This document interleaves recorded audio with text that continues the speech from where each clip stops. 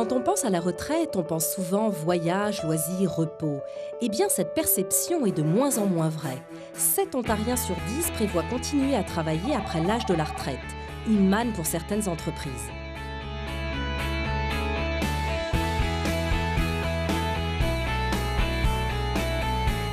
Pour moi, ici, c'est comme une retraite. Il va falloir que je commence à y penser un jour, mais si j'ai la santé et puis que je suis encore capable, je vais continuer. Chez Rona, auprès de 22 000 employés, on a présentement une représentation de près de 30 de notre main-d'œuvre qui est de 50 ans et plus. J'ai travaillé pour le Bell Canada 30 ans, puis après ça, j'ai arrêté en 2004. Quand Rona m'a proposé l'offre, je l'ai accepté tout de suite parce que j'ai toujours travaillé avec la clientèle. Dans le temps, c'était au téléphone surtout, mais là, c'est en personne. On ne recule pas dans les maisons de retraite, mais ce que nous faisons, c'est que nous faisons de l'annonce dans les revues et les associations qui représentent ce groupe de travailleurs et nous sommes proactifs à encourager les gens à venir nous rencontrer et venir nous voir et venir évaluer ce qu'on a à leur offrir, souvent pour une fin de carrière ou pour une deuxième carrière. Oui, il y a beaucoup d'avantages pour les employeurs d'engager des gens qui sont à la retraite ou même qui ne prennent pas leur retraite parce que ces gens ont accumulé un tas de connaissances.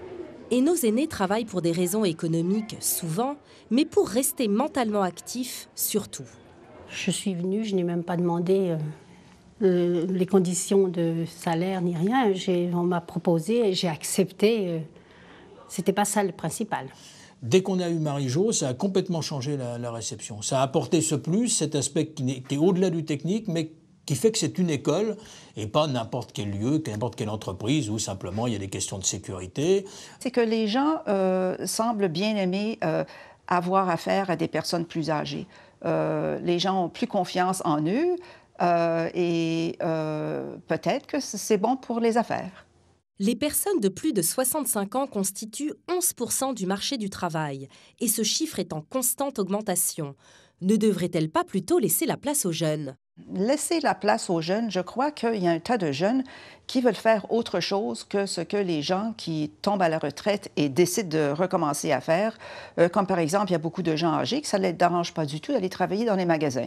Tandis qu'il y a des gens plus jeunes qui, pour eux, c'est une chose qu'on fait pendant qu'on est étudiant pour gagner un peu de vie, mais ce n'est pas une carrière pour eux. Nos plus jeunes travailleurs sont évidemment d'une génération différente, mais recherchent beaucoup plus une satisfaction rapide et court terme. Le monde, ils vont venir me voir parce que quand ils voient que je suis un peu plus vieille, puis surtout si je leur dis, parce que moi, je vais toujours leur dire qu'il faut qu'ils soient à l'aise puis que j'ai l'expérience dans le jardin et tout. Alors, ils vont même revenir pour me voir à cause qu'ils savent que moi, j'ai beaucoup d'expérience dans ces choses-là. Le travail que fait Marie-Jo à la réception, c'est un travail technique, elle a une grande expérience de ça, elle a travaillé des années au consulat, mais c'est aussi un travail d'accueil personnalisé pour les petits élèves. Elle est tout simplement en face des toilettes, Marie-Jo. Et donc, les élèves, elle les habille, elle les déshabille, au moment où ils vont rentrer, elle leur dit de ne pas oublier les gants. Et puis, ils lui montrent ça, et ils ont une écoute bienveillante qui peut manquer, parce qu'encore une fois, cette génération, elle n'est souvent pas présente à la maison. Il me considère comme une grand-mère et moi, je pense que c'est absolument ça.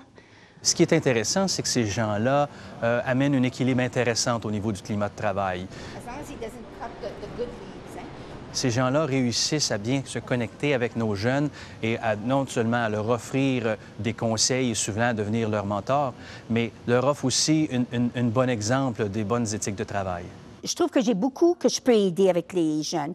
Puis moi, dans mon département, je reçois beaucoup des étudiants qui viennent des écoles. Alors, je travaille beaucoup avec les étudiants.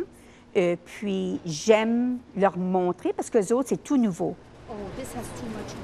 Ces gens-là nous apportent beaucoup d'expérience, nous apportent une maturité et d'une façon certaine, nous apportent souvent une éthique de travail qui est plus difficile à trouver aujourd'hui avec la nouvelle génération d'employés que nous avons. Je peux travailler beaucoup plus d'heures qu'un jeune. Parce que moi, je peux endurer, je peux être ici pour 10 à 12 heures. Rendu à 12 heures, je commence à être fatiguée un peu. Les jeunes se fatiguent beaucoup plus vite. Alors, je trouve que j'ai plus d'énergie que les jeunes. Mais c'est à cause que il y a toujours quelque chose à faire. Alors, du moment qu'on aime, qu'est-ce qu'on fait? Bien... Il me semble que culturellement, c'est sûr que cette génération, bon, les gens viennent, même s'ils sont malades, fatigués, ils viennent au boulot. Le matin, quand vous allez travailler, le matin, vous vous levez, vous faites vos choses, vous partez, vous êtes dans le métro, vous êtes avec tout le monde. Tout.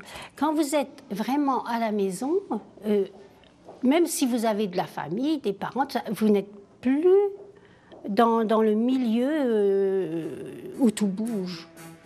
En moi-même, je me sens...